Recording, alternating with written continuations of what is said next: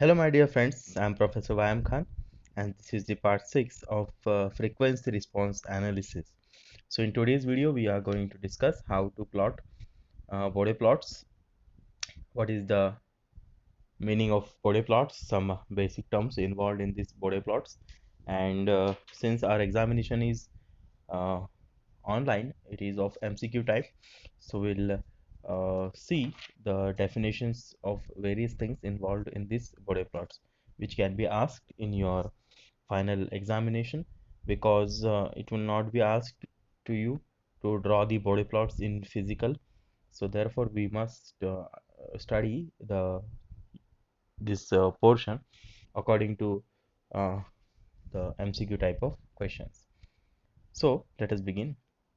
Bode plots. So Bode plots, or also known as Bode diagram, it consists of two plots mainly, and it one of which is a magnitude plot, which shows the magnitude of open loop transfer function, and another one is the phase plot, which shows the phase angle of your open loop transfer function. So in both the plots, the x-axis, it represents angular frequency on a logarithmic scale, uh, and whereas y-axis of your magnitude plot is linear scale, and it represents the magnitude in decibels, whereas the y-axis of phase angle plot is again a linear scale, and it shows the phase angle on y-axis, which is in degrees. So the magnitude of an open loop transfer function in decibel is calculated or is given by m is equals to, this is the standard formula of magnitude of open loop transfer function. So it is m is equals to 20 log magnitude, or you can say j omega h j omega. Okay, so this is magnitude, and the second one is phase angle of open loop transfer function, which is given in degrees. It is also represented by phi. Sometimes when we are dealing with the uh, various angles, there is some notations along with this phi. So this phi is given by angle g j omega h j omega. And main thing about this Bode plots, using the logarithmic scale, it is to the base 10. Okay, हम base 10 पे log scale use करते हैं इसके अंदर। आगे जाएंगे, ये दोनों हमारा मैग्नीट्यूड और फेज एंगल दिखाते हैं हमारे ओपन लूप ट्रांसफर फंक्शन का। मैग्नीट्यूड जो कि डेसिबल में गिना जाता है, और हमारा फेज एंगल जो हमारे डिग्रीज में हम गिनते हैं। Okay, so let us go ahead. ये है पहला टाइप का ग्राफ जिसमें हम मैग्नीट्यूड प्लॉट बनाते हैं, जिसमें log to the base 10 omega दिख रहा है यहाँ पर, यानी कि हमारा जो फ्रीक्वेंसी है वो एक्स एक्सिस पर आएगा, और वाई एक्सिस पर हमारा मैग्नीट्यूड जी एच जे ओमेगा दिख रहा है डेसिबल्स में। ऊपर का तरीके से हमारा फेज एंगल प्लॉट है। Okay, so phase angle plot में वाई एक्सिस पर हम फेज एंगल लेते हैं फाइ ओमेगा का, और एक्स एक्सिस पर log to the base 10 omega यानी फ्रीक्वेंसी रहेगी। इसमें 0 डेसिबल बेस लाइन की जैसा हम यूज़ कर रहे हैं, और इसमें -180 डिग्रीज बेस लाइन के जैसा यूज़ कर रहे हैं।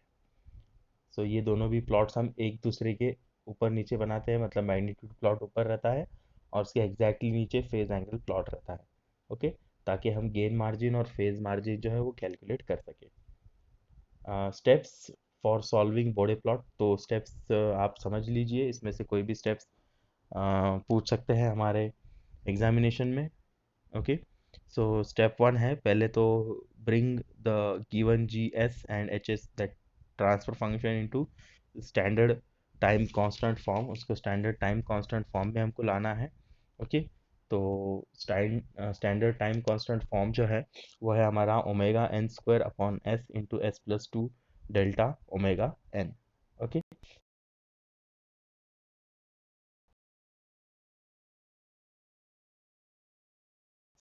तो इस फॉर्म में कन्वर्ट करेंगे। ब्लॉक डायग्राम को हम ट्रांसफर फंक्शन के फॉर्म में रिड्यूस करेंगे by using block diagram reduction, और फिर हम उसको कन्वर्ट करेंगे हमारे स्टैंडर्ड टाइम कांस्टेंट फॉर्म में, जो मैंने थोड़ी देर पहले आपको बताया।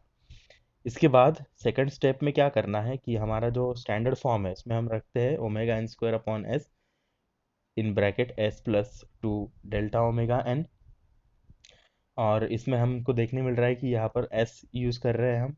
ओके, सो ये जो एस है, इसको हमको क्या करना है, रिप्लेस करना है जे ओमेगा से। यहाँ पर हम जे ओमेगा लिख लेंगे हर जगह पर, ताकि हम frequency domain transfer function calculate कर सके। ओके, जो हमने थोड़ी देर पहले इसकी कुछ वीडियोस पहले, 2 वीडियोस पहले हमने देखा है, 2 से 3 वीडियोस पहले। इसके बाद हमको एक लिस्ट प्रिपेयर करनी है स्टैंडर्ड फैक्टर्स की, जो प्रेजेंट रहेंगे हमारे गिवन ट्रांसफर फंक्शन में। ये होने के बाद में हमारे को टेबल प्रिपेयर करना है फैक्टर्स का, और इसके बाद की स्टेप में हमें जो टेबल है मैग्नीट्यूड प्लॉट का, वो प्रिपेयर करना है। इस टेबल की मदद से हम हमारा मैग्नीट्यूड प्लॉट जो है ये आसानी से प्लॉट कर सकते हैं, क्योंकि इसके अंदर हमारे पास में अलग अलग मैग्नीट्यूड रहेंगी, अलग अलग वैल्यूज रहेंगी, जिसको हम एक दूसरे से कनेक्ट करके क्या करेंगे, हमारा जो डायग्राम है या जो कर्व है वो ड्रॉ करेंगे। ओके, इसके बाद हमको suitable Y and X axis scales जो है वो सेलेक्ट करना है। तो जो हम यहाँ पर यूज़ करते हैं, हमारा सेमी लॉक पेपर हम इस्तेमाल करते हैं। ओके, इस सेमी लॉक पेपर में जो हमारी स्केल्स रहेंगी वो हम सभी जगह पर एक तरीके की स्केल्स यूज़ करेंगे।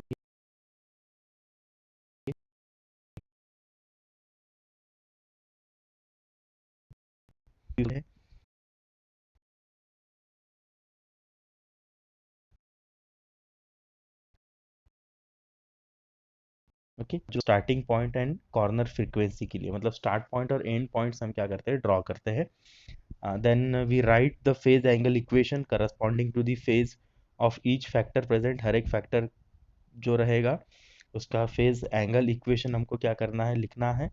और फिर बाद में हमें क्या करना है स्टेप 8 में, कि जो फेज एंगल का टेबल है वो बनाना है, ताकि हम जो फेज प्लॉट है वो भी प्लॉट कर सके मैग्नीट्यूड प्लॉट की तरह।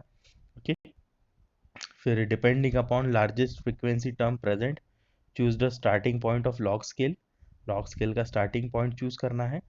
Plot the points as per phase angle table phi omega की मदद से, हमको टेबल की मदद से क्या करना है कि जो हमारा पॉइंट्स है वो प्लॉट करना है, और फिर बाद में स्मूथ कर्व से इसको क्या करना है, कनेक्ट करना है, स्मूथ कर्व से कनेक्ट करना है। मैग्नीट्यूड में हमको लाइन से कनेक्ट करना है, स्ट्रेट लाइन से, और इसमें स्मूथ कर्व से कनेक्ट करना है, और इसकी मदद से हमको क्या मिल जाएगा, हमारा फेज एंगल प्लॉट मिलेगा। तो ये हो गया स्टेप 9 तक का।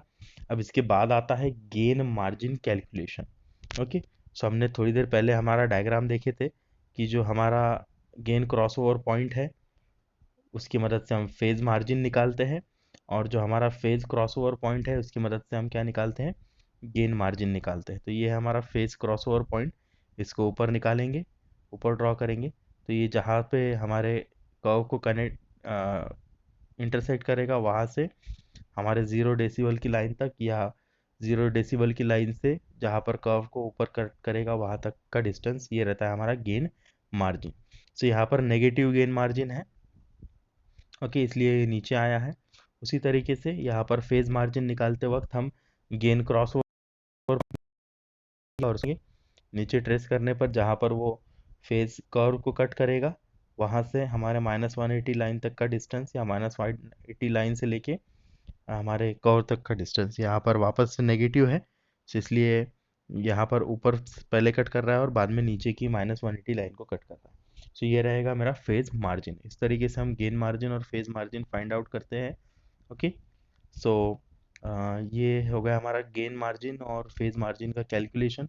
So from the magnitude resultant curve, find where the resultant crosses. That is the same thing that I have explained to you. और अगर ये only if both gain margin and phase margins are positive, अगर ये करने के बाद में हमारा बॉडी प्लॉट ख़त्म हो जाता है, और इसके बाद में हम पता करते हैं कि दोनों भी जो गेन मार्जिन है और फेज मार्जिन है ये दोनों भी अगर पॉजिटिव है तो सिस्टम हमारी कैसी है, स्टेबल है। अगर ये दोनों नेगेटिव है तो ये सिस्टम कैसी रहेगी, अनस्टेबल रहेगी। तो ये रहता है हमारा बोड़े प्लॉट का प्लॉटिंग करने का स्टेप्स। ओके, इनको हमको एक्चुअली बोड़े प्लॉट अभी प्लॉट नहीं करना है क्योंकि हमारे एग्ज़ाम्स ऑनलाइन मोड में हो रहे हैं, तो हमें बोड़े प्लॉट तो प्लॉट नहीं करना है, बट ये जो छोटी छोटी टर्म्स है ये आपको ध्यान में रखना ज़रूरी है। गेन मार्जिन, फेज मार्जिन, इसके ऊपर 101% क्वेश्चन आएगा। आगे है हमारे स्टैंडर्ड बोड़े प्लॉट्स। ओके, स्टैंडर्ड बोड़े प्लॉट्स है, कुछ बेसिक बोड़े प्लॉट्स हैं जो स्टैंडर्ड्स के लिए आते हैं, जैसे कि जो हमारा पहला टाइप है टर्म कांस्टेंट है के। सो इसमें जी जे ओमेगा एच जे ओमेगा, इसका स्लोप जो है डेसिबल पर डेकेड में 0 आता है स्लोप। तो इसका स्लोप 0 रहता है, साथ ही साथ में इसकी मैग्नीट्यूड जो है वो रहती है 20 लॉग के, और इसका जो फेज एंगल है वो 0 रहता है। ठीक है, ये स्ट्रेट लाइन रहता है हमारे मैग्नीट्यूड कर्व पर, हॉरिजॉन्टल स्ट्रेट लाइन रहती है। ओके, उसी सेम हमारा जीरो एट ओरिजिन जो है, मतलब जो टर्म जीरो एट ओरिजिन रहेगी, जैसे जे ओमेगा है। ओके, सो इसका स्लोप 20 रहता है और हमारा मैग्नीट्यूड जो है वो रहता है 20 लॉग ओमेगा, इसका फेज एंगल रहता है 90। सो ये हॉरिजॉन्टल लाइन रहती है हमारे फेज एंगल प्लॉट के ऊपर।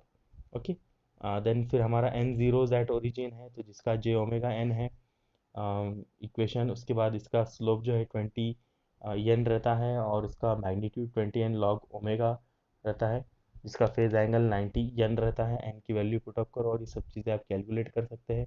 फिर पोल एट ओरिजिन है 1/j ओमेगा, फिर एन पोल्स एट ओरिजिन है 1/j omega raise to n. So इसमें सिमिलैरिटी ऐसी कि -20 इसका स्लोप रहता है, तो -20 एन हमारे एन पोल्स का रहता है। ओके, इसी तरीके से -20 लॉग ओमेगा, इसका मैग्नीट्यूड रहता है डेसिबल्स में। उसी तरीके से -20 यन लॉग ओमेगा, इसका एन पोल्स का मैग्नीट्यूड रहता है। -90 और 270 इसका फेज एंगल रहता है, उसी तरीके से -90 एन और 270 एन इसका फेज एंगल रहता है। नेक्स्ट है हमारा सिंपल पोल, जिसमें 1/j ओमेगा आर रहता है, -20 उसका स्लोप है, 0 रहता है मैग्नीट्यूड अगर 1/r ओमेगा से ग्रेटर है तो। और सेकंड है -20 log omega r for omega greater than 1/r।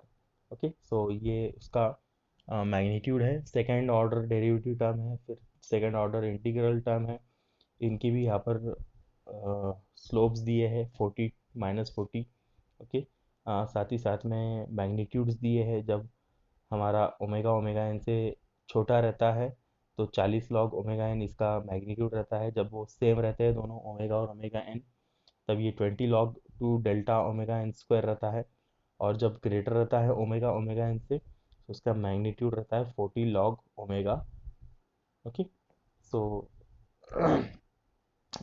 जो सेकंड ऑर्डर इंटीग्रल टर्म है इसमें -40 हमारा जो स्लोप है वो है, यहाँ पर -40 लॉग ओमेगा एन रहता है हमारा ओमेगा, जब ओमेगा एन से छोटा रहेगा। उसी तरीके से -20 log two delta omega square for both when both the frequencies are same, and for omega greater than omega n it will be -40 log omega। Okay, so ये कुछ स्टैंडर्ड टर्म्स हैं, हम ये डायरेक्टली यूज़ कर सकते हैं। Okay, इसका इस्तेमाल हम डायरेक्टली कर सकते हैं। यहाँ तक हमारा बड़े प्लॉट कैसा प्लॉट करना है वो है। इसके बाद में लाइंस कैसे ड्रॉ करना है, कैसा सेमी लॉग पेपर इस्तेमाल करना है, उसके बारे में डिस्कस करेंगे। Till then please stay safe, stay healthy and keep learning. Thank you.